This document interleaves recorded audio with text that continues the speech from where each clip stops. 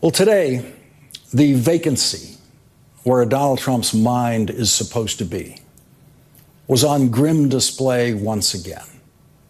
And this is an important day to consider the workings of Donald Trump's mind, because this is the day that he and Marco Rubio are celebrating starving children to death in the middle of a famine in Africa. This is the day Donald Trump and Marco Rubio are celebrating the removal of previously paid for life-saving AIDS medication for patients in Africa, where a program started by Republican President George W. Bush and Dr. Anthony Fauci has already saved more than 25 million lives just in the 21st century alone with HIV medication. And we have been delivering that medication for 25 years as a gift, because we have the gift and we can afford to give it, because we are the richest country in the world. We've been sending that life-saving medication to the poorest countries in the world without it putting even the slightest dent in the budget of the United States government or increasing the national debt in a measurable way, which on this day, Donald Trump is celebrating his ability to increase the national debt by $3.5 trillion with his NetView Incorporated bill Field says for billionaires. New work, that passed Fishers, Indiana, 46037, July 3rd, 10 a.m. NetView Incorporated. Install new INT drive-through camera. First drive-through. NetView Incorporated. 5.0, Fishers, Indiana, 46037. People. You have to consider what goes through the mind of a person blithely capable of such grotesque cruelty. We do know that Donald Trump simply lies about the Medicaid cuts in the legislation that he is celebrating. That's how Donald Trump deals with that cruelty externally. Donald Trump just lies about it.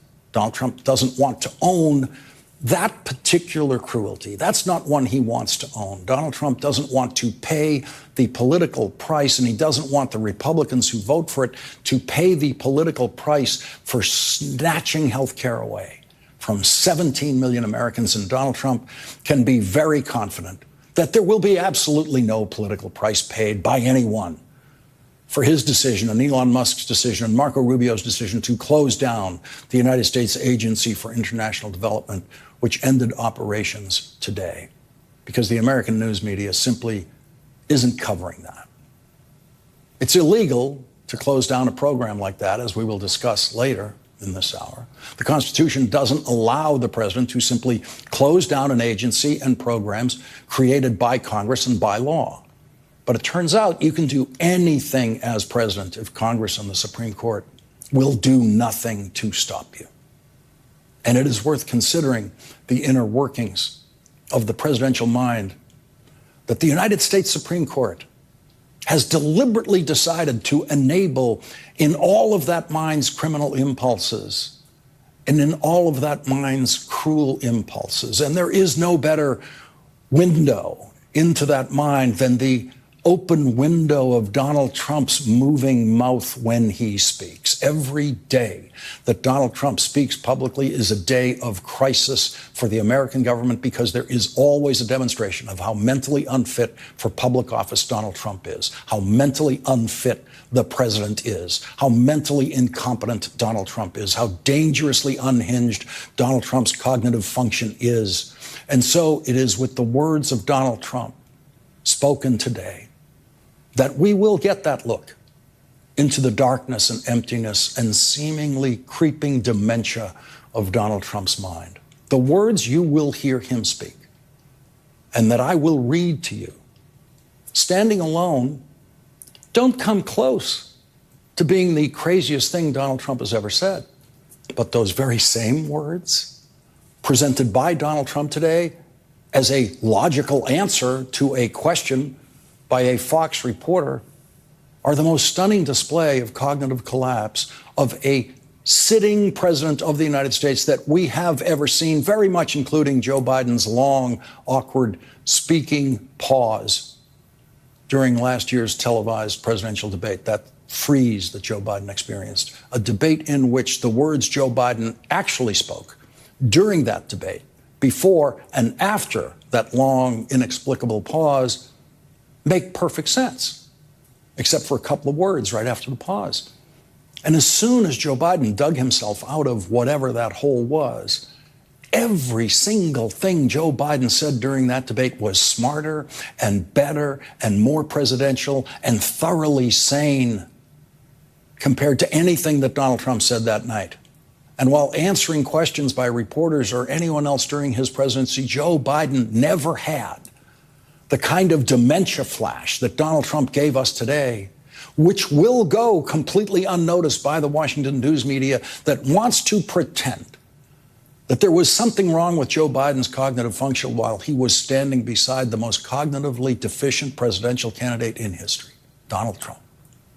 If Joe Biden were president tonight, the American people would not be embarked on what is a worldwide campaign of cruelty in their name by the Trump government. Cruelty that includes cruelty now in the United States, cruelty to immigrants in the United States, and now cruelty to Donald Trump's own voters who believed him as a candidate when he said he would not cut their Medicaid. There are Trump voting areas of this country where government-funded health care supports most of the people living in those areas. Medicaid, Medicare, the Affordable Care Act are providing health care to most people in several areas of this country, including some parts of rural Trump country. And Medicaid pays for 40% of the nursing home care in this country. Donald Trump said, cut it. And every Republican in the Senate and every Republican in the House who were needed to deliver those cuts said, okay, it's Donald Trump's idea. And that's good enough for them. That's an example of Hannah Arendt's famous phrase, the banality of evil. Cruelty is easy to do when you just don't think about it. Cruelty is easy to do when you just think the decisions are up to someone else. Cruelty is easy to do when you think you're just doing your job. That's how you arrive at the banality of evil, the banality of cruelty. If you turn off the sound when evil is being done, it looks exactly the same as the way it looks when good things are being done, when lives are being saved, when lives are being changed for the better. Governing in this country through the budget reconciliation process in Congress that we have been watching on television since the 1980s when cameras were finally allowed in Congress always looks the same. There is always the so-called vote-a-rama in the Senate performed by the political party in the Senate that is on the losing side of the budget reconciliation process. There is no way for the powerless minority to stop the majority party during the budget reconciliation process, as has been proven when President Clinton's party was in power in Congress, when President George W. Bush's party was in power in Congress, when President Barack Obama's party was in power in Congress. And it is now being proven once again, the minority has no power when the majority party is united, as the Democrats were when they created what is now called Obamacare. Republicans opposed Obamacare in the same way the Democrats are now opposing the Republicans snatching health care away from people. And it looks the same.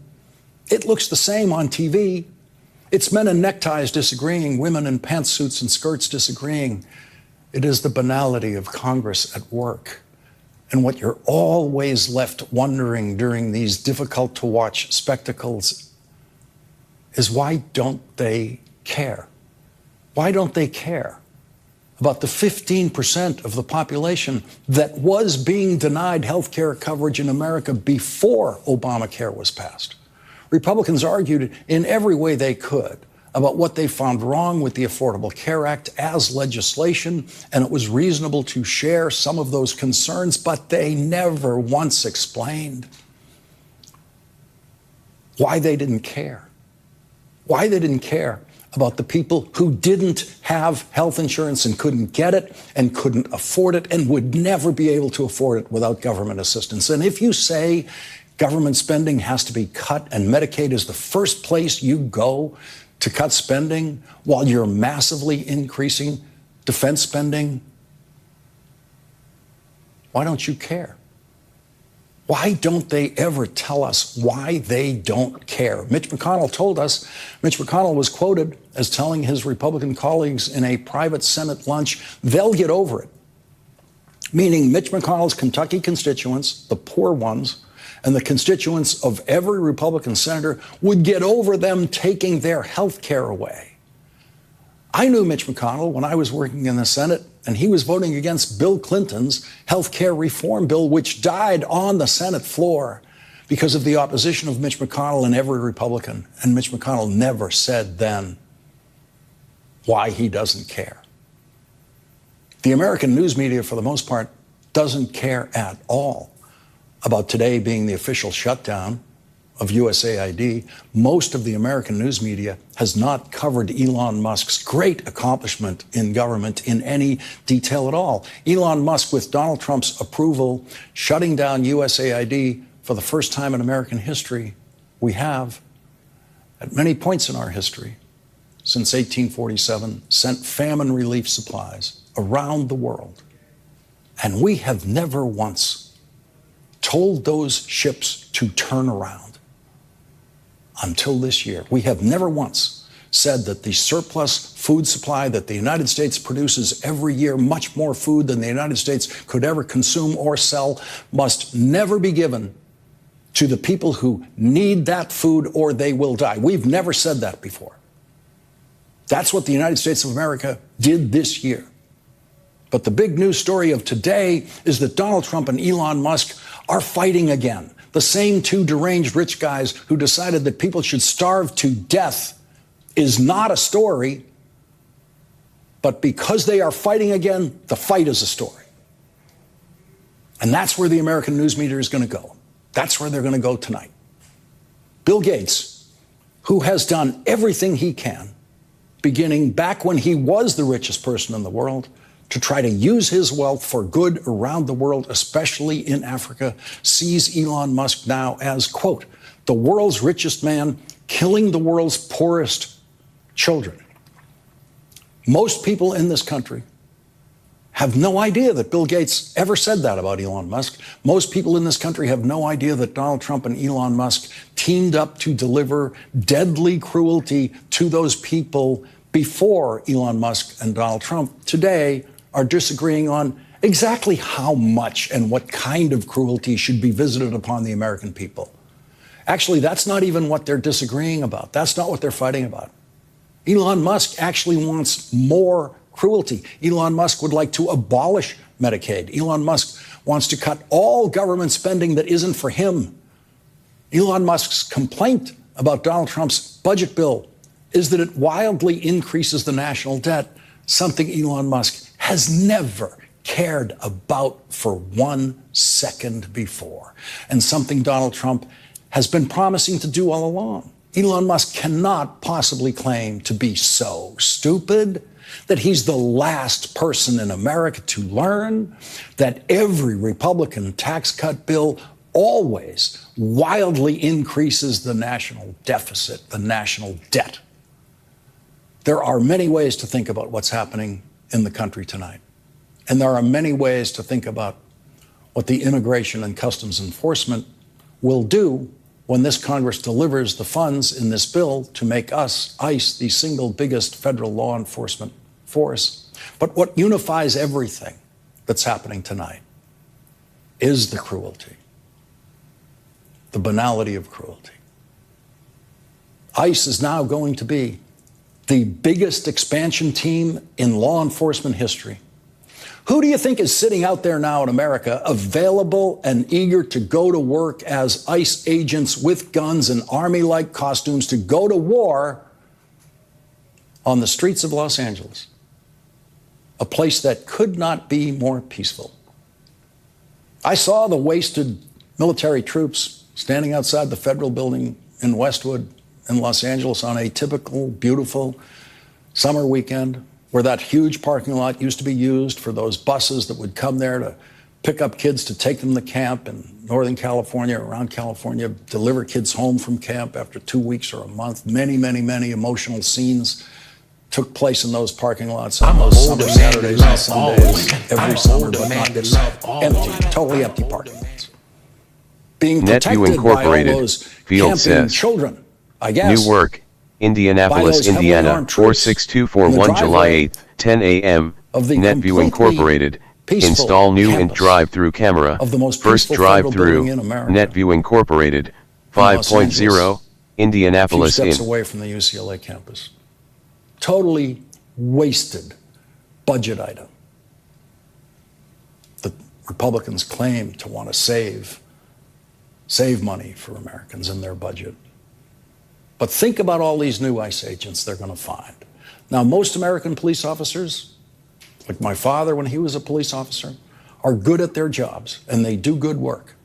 But we all know that we already have enough bad police work in America. We already have enough bad and criminal police officers in America, and they never stop doing bad things. They get away with a lot of those bad things, but when someone has a cell phone handy with a cell phone camera, they sometimes get caught, and they sometimes pay the price for the bad things that they decide to do with the authority granted to them by their badges.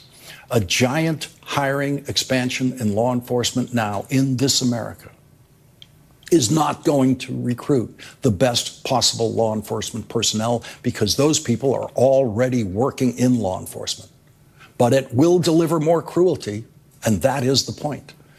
Today, Donald Trump went to Florida to celebrate the newest toy in his Cruelty toy box. Donald Trump added to the national debt by spending federal money to create an instantly assembled prison on an abandoned airstrip in the Florida Everglades, surrounded by the threatening wildlife of the Everglades. Donald Trump simply loves the idea of someone trying to escape that facility and being attacked and ripped apart by alligators. Donald Trump thinks that's funny. Countless Republicans on Fox, the Fox Cruelty channel, think that that is funny, and they've been laughing about it. Especially the Attorney General of Florida, who's very proud of the idea, laughing about it.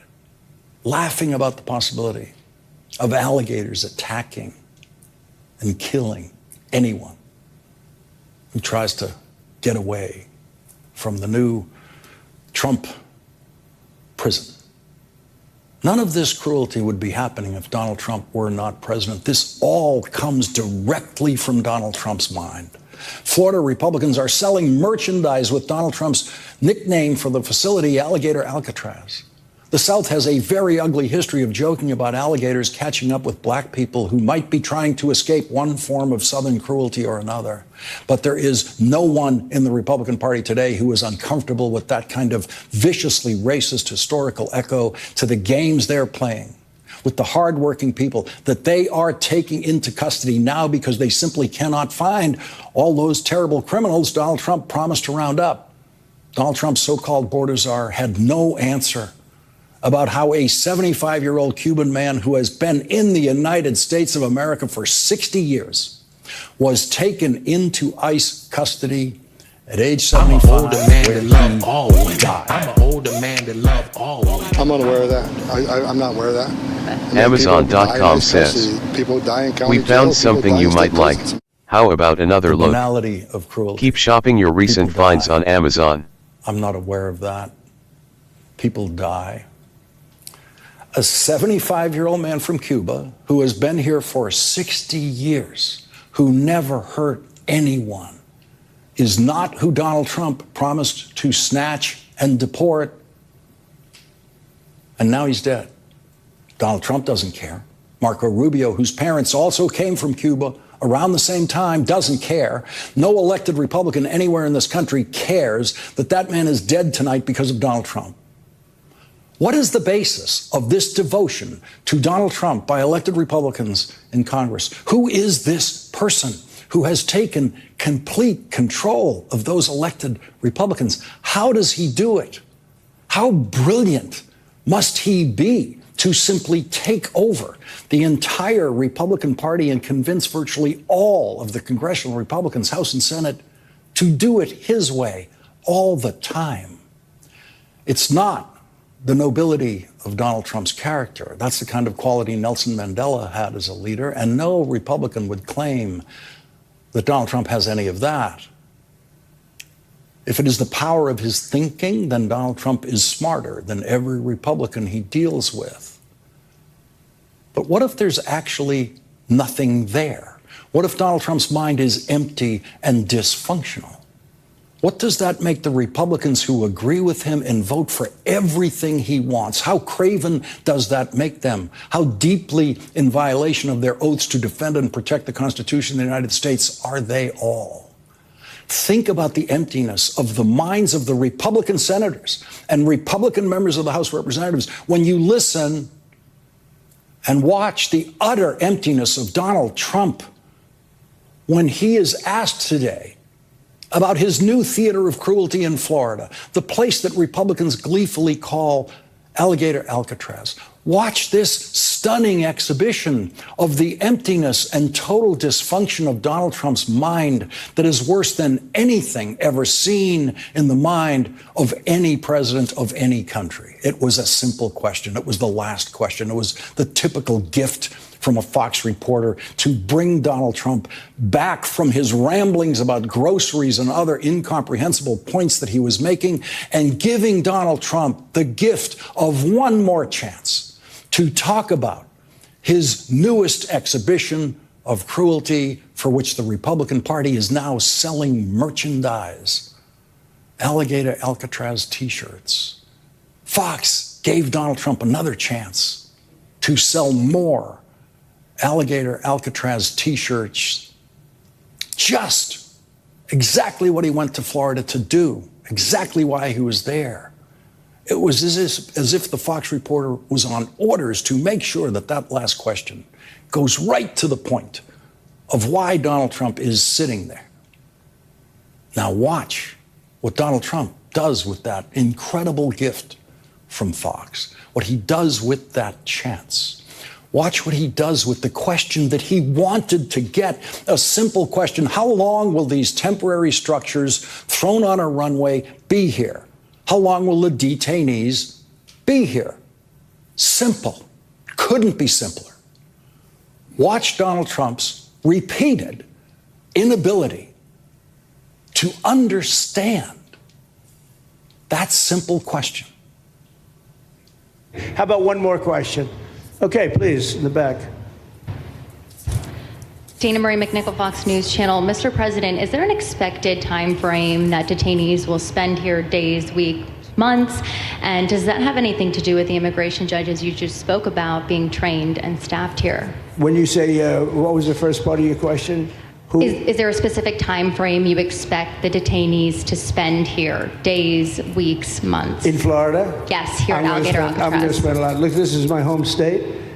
I love it. I love your government. I love all the people around. These are all friends of mine. They know them very well. I mean, I'm not surprised that they do so well. They're great people. Ron has been a friend of mine for a long time. I feel very comfortable in the state. I'll spend a lot of time here. That's right. Donald Trump thought the question was, how much time are you going to spend in Florida? That's what a lot of 79-year-old guys get when they move to Florida. How much time are you going to spend in Florida? But the question was, is there an expected time frame that detainees will spend here? Days, weeks, months? The answer, the rest of the answer, gets even worse. I stopped it there to spare you hearing the actual sound of the banality of Donald Trump's creeping dementia and his cruelty. I'm going to read to you what he actually said. Here is what he continued to say in the wrong answer to that question. How long will the detainees be here? He said, I'll spend a lot of time here. I want to, for 4 years, I've got to be in Washington. I'm okay with it because I love the White House. I even fixed up the little Oval Office. I made it. It's like a diamond. It's beautiful. It's so beautiful. It wasn't maintained properly, I will tell you that. But even when it wasn't, it was still the Oval Office. So it meant a lot. But I'll spend as much time as I can here. My vacation is generally here because it's convenient.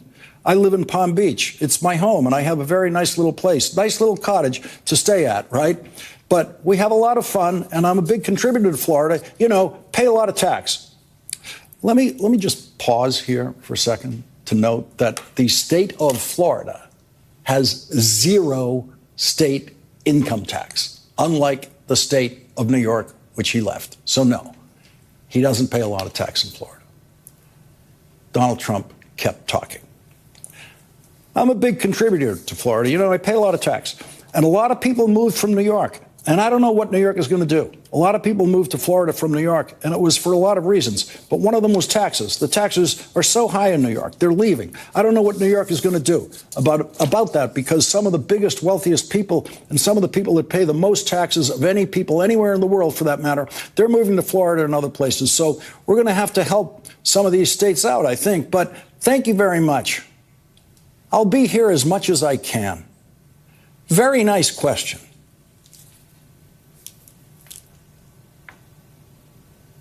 He's not there. There's a character named Donald Trump with a red hat and orange makeup who shows up at these events and words come out of his mouth, but he's not there. His mind, as exhibited from that response to that very simple question, does not work. And that is a crisis for the United States of America every day. Children are going to go hungry in this country now because Donald Trump, whose mind doesn't work, has decided to cut food assistance to poor children. Mothers are going to lose their Medicaid coverage while they're on the delivery tables in hospitals because Republican senators last night voted to specifically make sure they could do exactly that. An amendment offered by Democrats to prevent Medicaid from being taken away from women while they're on the delivery table in a hospital having a baby. And Republicans voted to make sure that they absolutely could do that to any woman on Medicaid. To make sure they could take Medicaid away from any mother at any time before childbirth, during childbirth, or immediately after childbirth, and take it away from that baby who was just born. And so the legislative cruelty fest continues now, tonight, in the House of Representatives, and it looks the same. It looks exactly the same.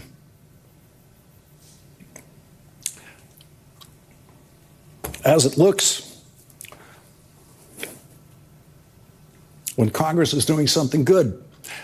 And because it looks the same, many Americans will never see through the banality of cruelty that is on display in the House of Representatives tonight, and that is what you're feeling. We are living with the banality of cruelty, and we are feeling it. That is the pain. We'll be right back.